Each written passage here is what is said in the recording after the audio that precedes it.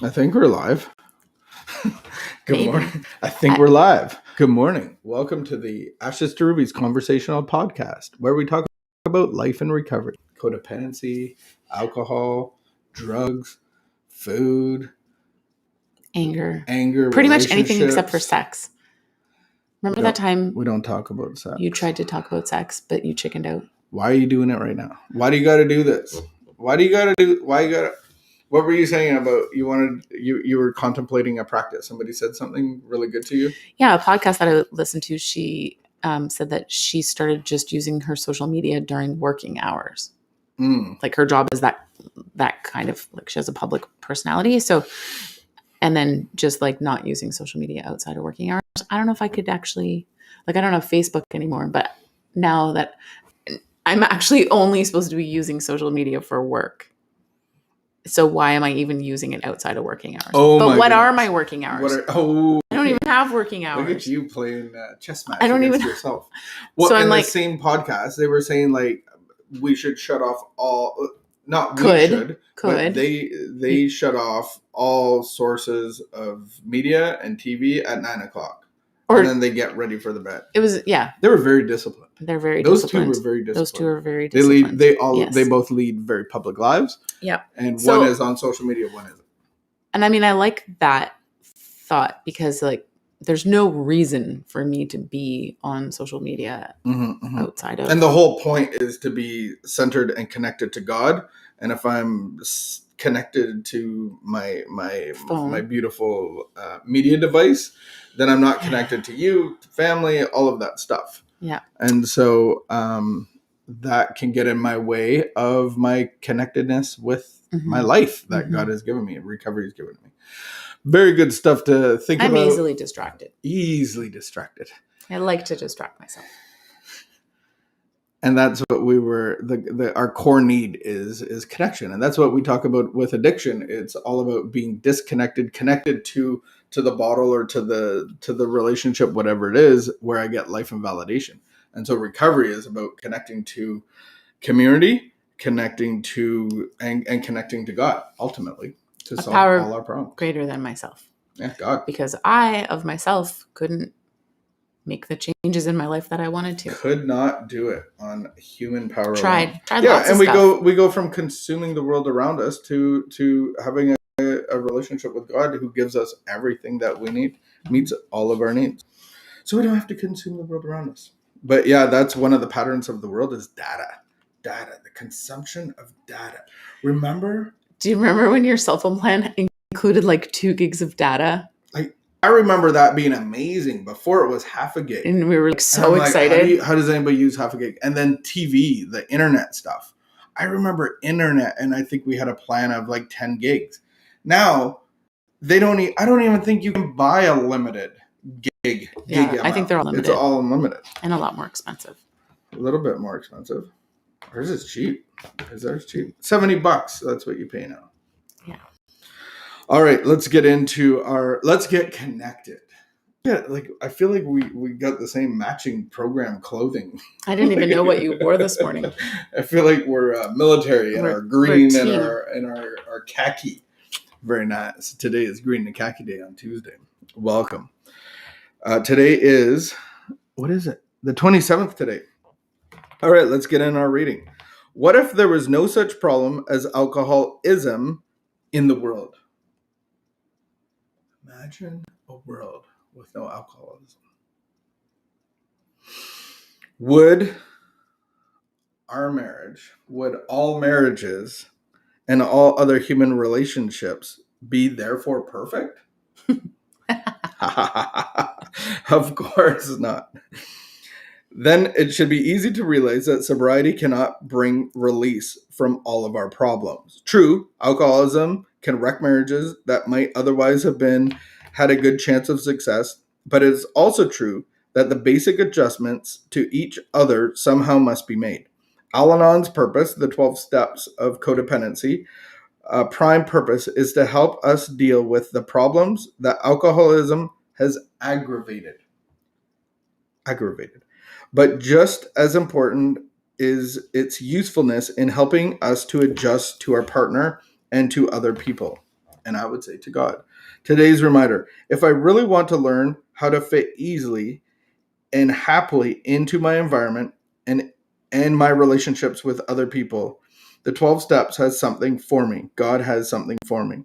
Once I have met the problem of alcoholism, which introduced me to the program, I expect to go on using it for the rest of my life. This is a lifetime sentence. Here's a quote: we, all of us, need some kind of philosophy to live by. Commented an AA speaker. So I'll just settle for the 12 steps. And so what that means is the 12 steps is actually leading you to a new solution, which is God. When I hear this, I look at alcohol, but we're talking about the ism. So take alcohol out. Alcohol actually solved all of my problems. Alcohol like eased what was going on inside of me. And I didn't have to think a whole lot about that. Was my solution, my pain relief. And so the ism is the I, self, me, which was always there before the alcohol. And so when we take the alcohol away, I'm still faced with I, self, me. Mm-hmm. And so the process of recovery, the process of the 12 steps, the process of LifeLab is actually the destruction, the death of the ism. And so now I can get a new life out of the relationship with God, out of being connected to God. Mm-hmm.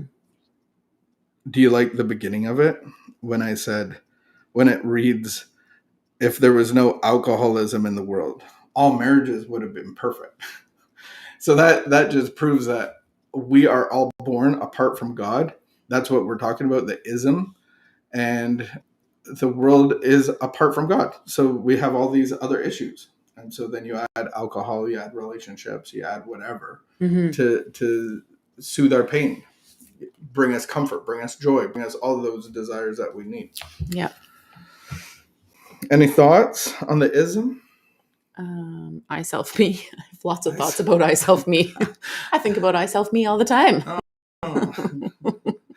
So then, has the program of recovery, what has God taught you about or guided you in about, having the relationship or alcohol is actually not the problem, but the problem lies in here, these desires that cause you to get back into the relationship and continue the unhealthy, addictive relationship? Yeah, it's true.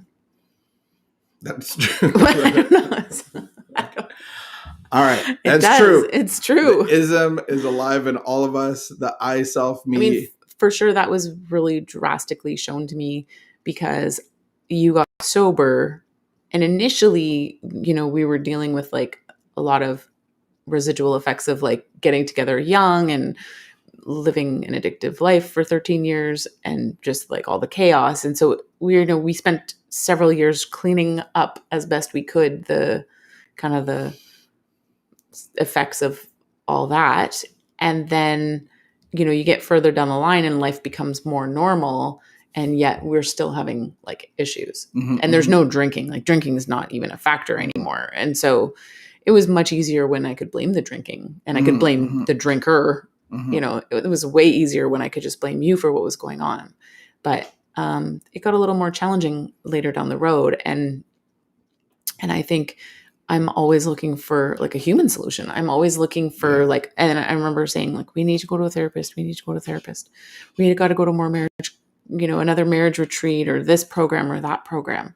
And really what I needed to do was work on my relationship with God. Yeah. And our relationship got way better as a effect of that. And ideally, even if we're not married, even if somebody isn't married and they're a single person, but ideally like a single person working on their own relationship with God, it has this side effect of benefiting all their relationships. Mm-hmm, mm-hmm. For sure.